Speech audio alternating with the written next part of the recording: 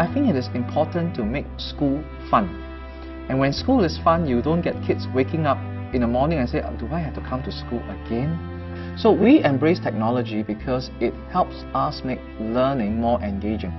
I believe that when kids are engaged, when kids are interested, that's where learning takes place.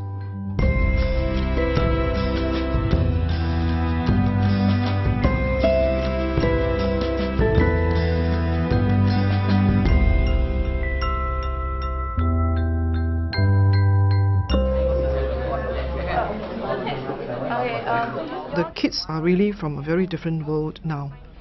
And really to reach out to the kids, you need to be savvy with technology. If you're not savvy with technology, you're going to lose the kids in the school.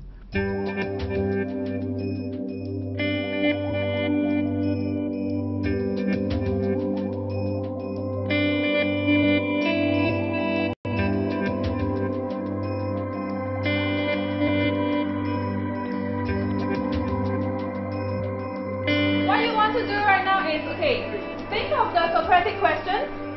Ngee Ann Secondary School is a typical school in Singapore where we take in students with different academic abilities, and we have about 1,512 students in this school, and they all come from the neighborhood. We get students from the age of 13 to about 16. Many students want to come to this school because of its strong program, especially in the use of ICT, Infocom technology. And the teachers here are known to produce very good teaching materials and very innovative teaching ideas to engage the students in the classrooms. In the early 1990s, the teachers really are the monopoly of knowledge, and they are the one that comes to the class to deliver that knowledge so that the students can acquire them. But today, knowledge is no more a monopoly among the teachers, because students can get knowledge from a myriad of sources, and hence the role of the teacher today is facilitation. That means facilitate students where they could get the right knowledge, how they could synthesize them, how they could discern the information that they get. Velocity is defined as the rate of change of distance with time. Is it true or false? So I want you to tweet me an answer. So this is how you tweet. This is the format that you need to tweet. So you put in @ vote by tweet 1. We look at technology very meaningfully, and we see how can we leverage this technology to make a very significant impact in the classroom instruction. I'll give you an example. In a classroom of 40, it is really impossible to get 40 students to ask 40 questions at one go. When we use the instant messaging tool, we open 40 windows to 40 kids. They could ask 40 questions at the same time, and the teacher could see their thinking on the technology tool that they use. And kids get more excited because they are using the tools that they are very, very good in using, not just the pen and the pencil. Okay, so same thing, we will have 2 students to every terminal. If you have any issues with the terminals, raise your hand and I'll come to you. Okay? Let's go. What the students are doing is they are currently exploring this Second Life art gallery which the school has set up. Okay, and the works that are shown in this gallery is actually made up of local works that have been done by local artists.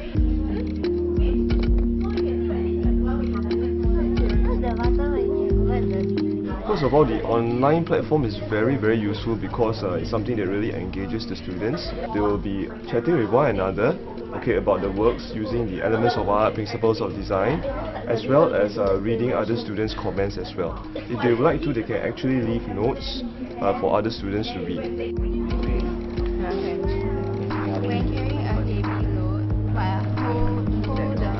Web 2.0 world with Wiki, with your Facebook, your blogs, you find that it's a very participatory culture. It calls for a lot of collaboration. They no longer become just a consumer of knowledge. They actually produce knowledge.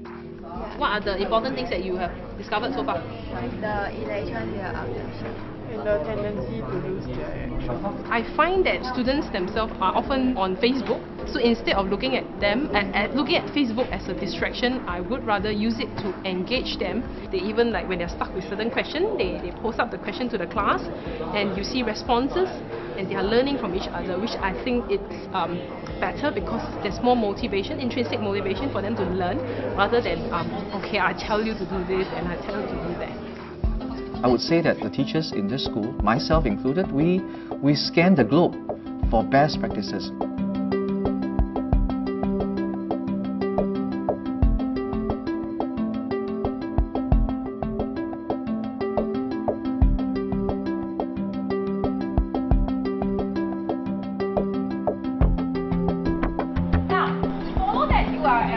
It will lead you to a Google Form. Okay? Using that Google Form, I want you to key down some of the things that will help you. We are in the process of watching a model lesson that's being run by my colleague here, and the whole process of us watching the lesson is to gain some kind of points from her lesson, and also to provide our feedback. We discuss it to come up with a better lesson, because definitely learning grows with sharing and communication, and there's definitely scope for improvement for any lesson. Alright, first of all, I understand that the purpose of this Skype session, we want to confirm the suitability of the pretest. Is this the common agenda that we have?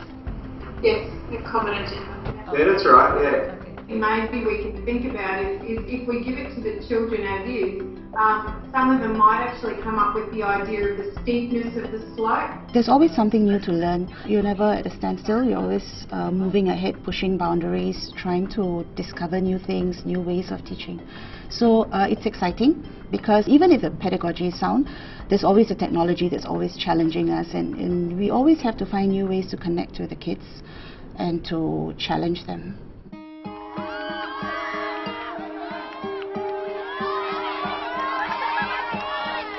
So I think we do look at how the world has changed, and teaching cannot stay stagnant. So the teachers recognize the fact that they cannot teach the same way they were taught 10, 20 years ago, that they have to be very adaptive in their methods. And when they do that well, they know they are going to engage the kids. And when you engage the kids, that is where real learning takes place.